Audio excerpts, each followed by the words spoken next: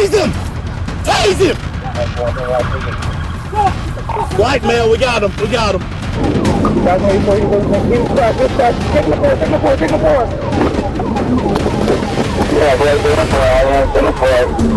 Put it down! Put it down! Put it down, please! Sir!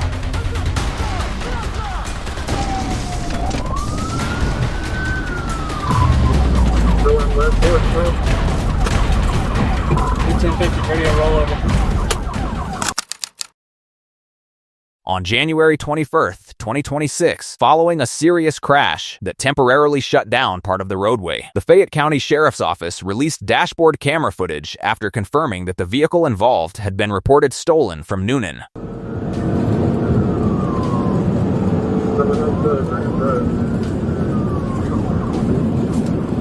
At approximately 2:45 in the afternoon, Lieutenant Iene and Deputy Nelson located the stolen red sport utility vehicle near the intersection of Brooks-Woolsey Road and Antioch Road. When they attempted to initiate a traffic stop, the driver refused to comply and immediately accelerated away, setting off a high-speed pursuit. The chase quickly intensified as the stolen vehicle reached speeds exceeding 115 miles per hour.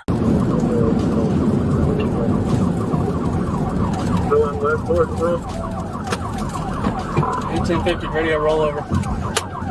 With the risks to the public continuing to increase, deputies coordinated their response and began preparing to bring the pursuit to an end as safely as possible. Before officers could intervene, the pursuit ended on its own. Near the Highway 85 connector, the sport utility vehicle lost control, rolled over, and came to a violent stop. Investigators later confirmed that the driver was a 17-year-old juvenile who had previously been reported missing. Despite the severity of the rollover, the teenager escaped without major injuries. Authorities say the driver is now facing multiple criminal charges, bringing the dangerous pursuit to an end. Driver, hands up! Watch the right side.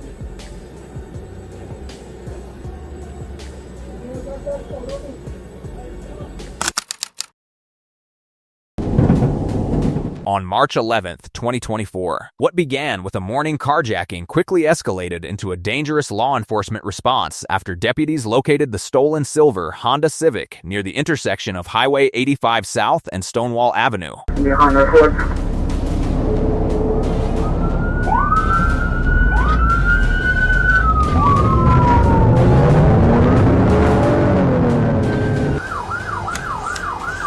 Right on, Rama.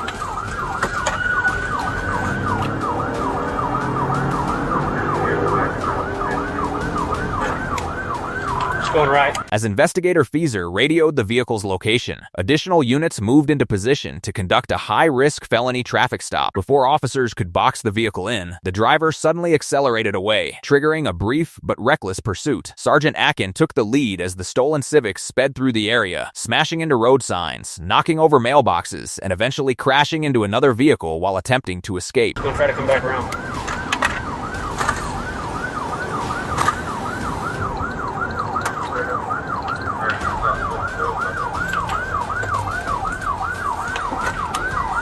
$10.50 at the end of the street.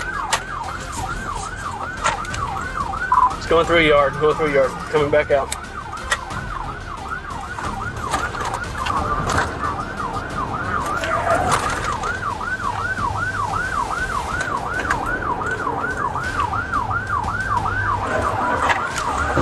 $10.50.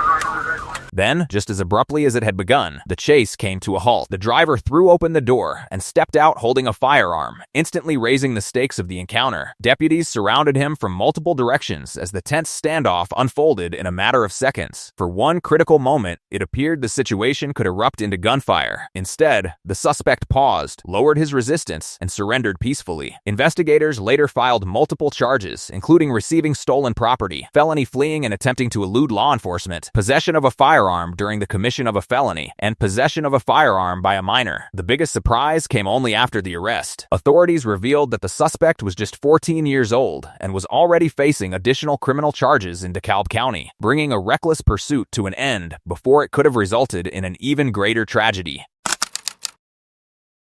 Traveling on the On April 8, 2026, at approximately 11:00 in the morning, officers with the Colorado State Patrol spotted a pickup truck traveling the wrong way along the shoulder of United States Highway 160 near Cortez. What initially appeared to be a dangerous traffic violation quickly developed into a high-risk pursuit. Almost went head on with the vehicle. Can you see if we have any deputies to head my way?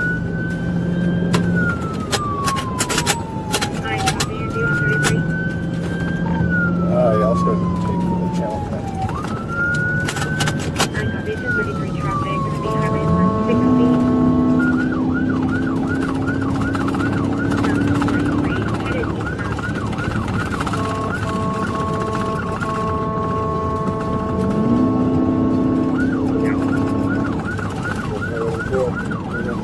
As officers attempted to stop the truck, the driver ignored every effort to pull him over. Instead of slowing down, he accelerated, weaving unpredictably between the highway shoulder and the oncoming lanes. Each mile increased the danger, as approaching motorists were forced to react to avoid a potentially catastrophic head-on collision. 5 Adam 11, speeds are at 65, 60 to 65.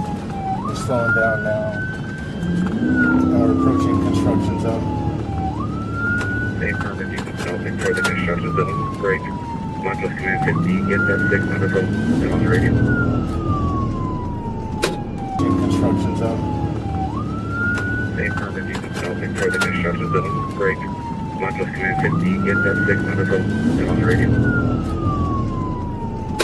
Emergency lights flashed and sirens echoed across the highway, while officers repeatedly ordered the driver to stop. Despite the continuous commands, he remained behind the wheel, refusing to yield and placing countless innocent drivers in immediate danger. Hi, copy. Break time is 11. Are you going to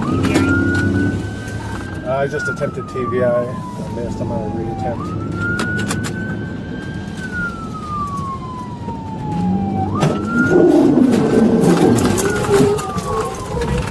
Officers knew they had only moments to prevent a disaster. A tactical intervention was attempted, but failed to bring the truck to a stop, allowing the driver to continue moving. Realizing the threat was only growing, officers made a second tactical maneuver. This time, it successfully disabled the vehicle and brought the pursuit to an end before anyone else could be injured. Put your hands in the air. Get down on your knee.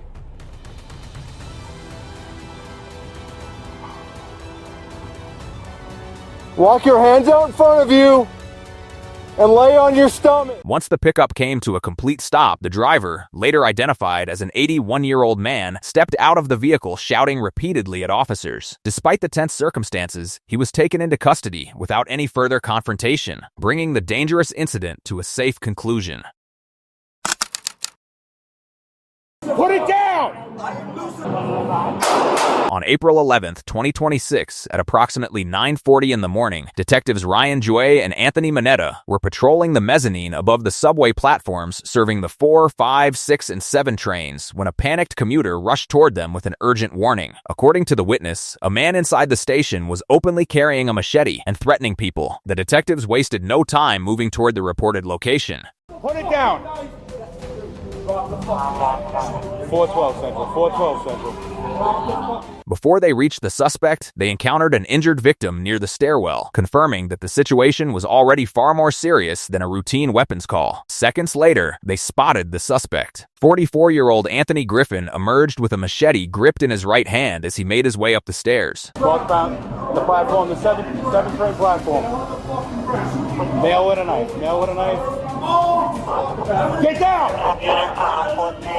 Get down! The detectives repeatedly identified themselves and ordered him to drop the weapon, but Griffin refused to comply. Instead, he turned away and continued walking down the platform with the machete still in hand. No! Put it down! Put it down! Put it down, please! Sir! Put it down! Put it down! Put it down! Then, the confrontation reached its breaking point. Griffin suddenly advanced toward the detectives, raising the machete and pointing it directly at Detective Jue. Faced with an immediate deadly threat, Detective Jue fired 2 rounds. Griffin was struck, collapsed to the platform, and officers quickly moved in to secure the weapon and take him into custody. He was transported to New York City Health, where he was later pronounced dead. As investigators pieced together the incident, they determined that the encounter had followed an earlier stabbing attack. Authorities say Griffin used the machete to stab 3 civilians, leaving all 3 victims with critical injuries before detectives confronted him inside the subway station. Alexander Road, 803. What began as a routine traffic stop over an expired license plate quickly turned into a dangerous pursuit when the driver of a silver Mazda refused to pull over for police. Instead of complying with the officer's emergency lights, the suspect accelerated away, sending officers on a high-speed chase along Arkansas Highway 27 South.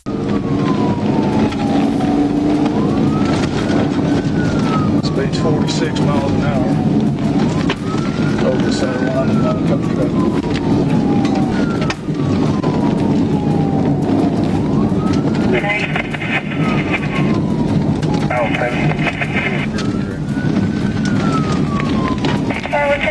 The pursuit rapidly intensified as the Mazda raced through dusty back roads at speeds exceeding 145 kilometers per hour. With the driver showing no intention of stopping, Sergeant Summit remained in pursuit, carefully waiting for the safest opportunity to end the chase before anyone else was put at risk.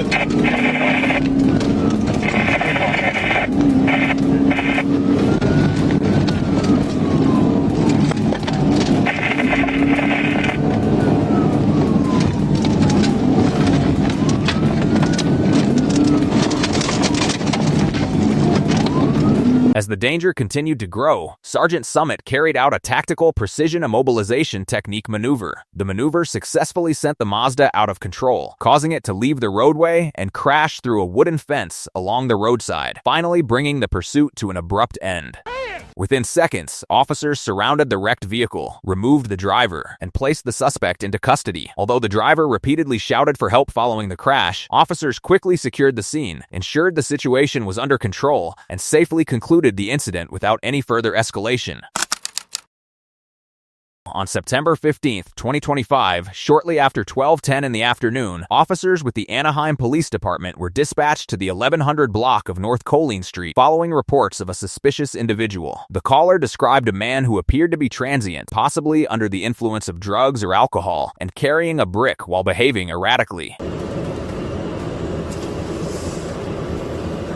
Roughly 30 minutes later, the situation became even more concerning. Staff members at John Marshall Elementary School contacted police after spotting what appeared to be the same individual walking near the campus. This time, he was carrying a broken shovel and wandering through the street close to the school, prompting officers to respond immediately. The officer discharged his firearm. Emergency medical aid was provided at the scene without delay, and Martinez was transported to a nearby hospital. Despite those efforts, he later died from his injuries. The incident has since sparked significant public discussion over the officer's use of deadly force. Although Martinez had not reportedly injured anyone before the shooting, investigators and members of the public continue to debate whether the confrontation had reached a point where lethal force was unavoidable, or whether the situation might have been resolved through other means before it turned fatal.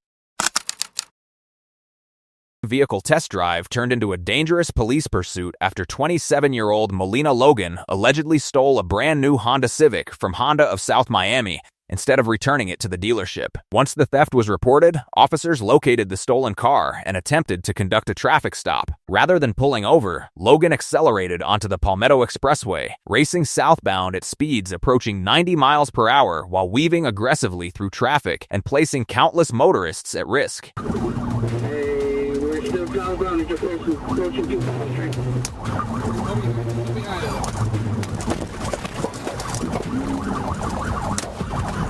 She's still going for the vehicle? She's still going southbound. Therefore, you advise she's still going for the vehicle? Multiple signal 4, she's trapped inside the car.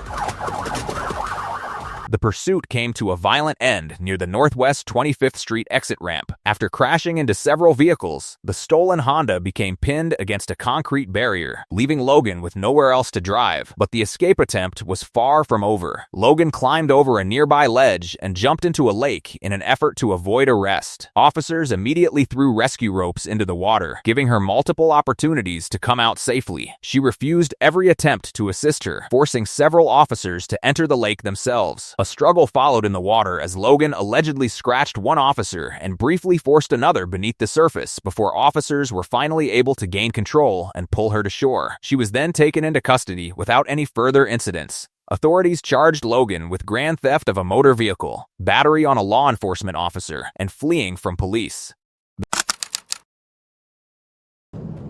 On August 19, 2024, at approximately 1:45 in the afternoon, a Clayton County Sheriff's deputy received information about a black Dodge Scat Pack displaying a fraudulent Texas temporary license tag. Authorities also knew the same vehicle had recently escaped from officers with the South Fulton Police Department, making it an immediate priority. The deputy soon located the Dodge on Bethsaida Road. As he turned his patrol vehicle to verify the temporary tag, the driver instantly realized he had been spotted and accelerated away, refusing to stop and triggering another dangerous pursuit.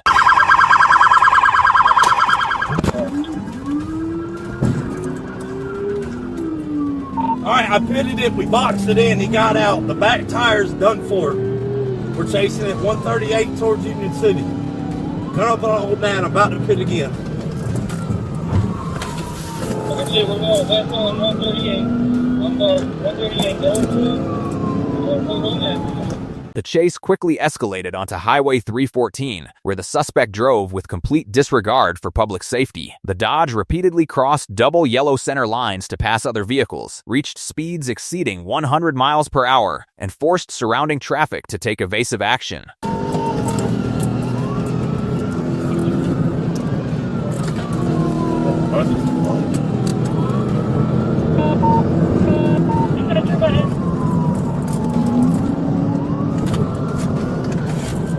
Deputies coordinated to bring the fleeing vehicle to a stop. An initial precision immobilization technique maneuver failed to end the chase, but a second tactical maneuver successfully forced the Dodge off the roadway and into a ditch, finally ending the pursuit.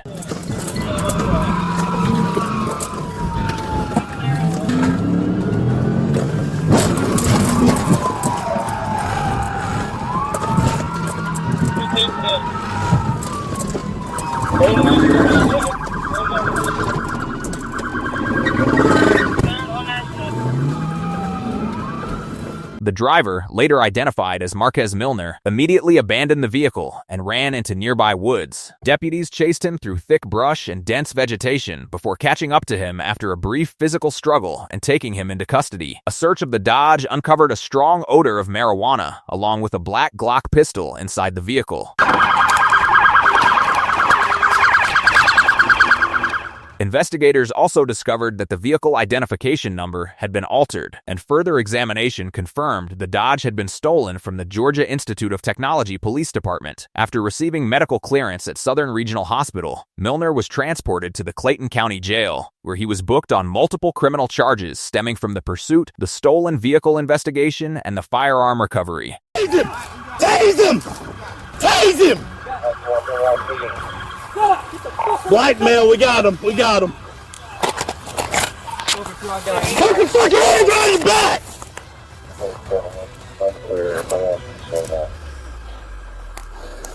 Alright, we need units, we need units.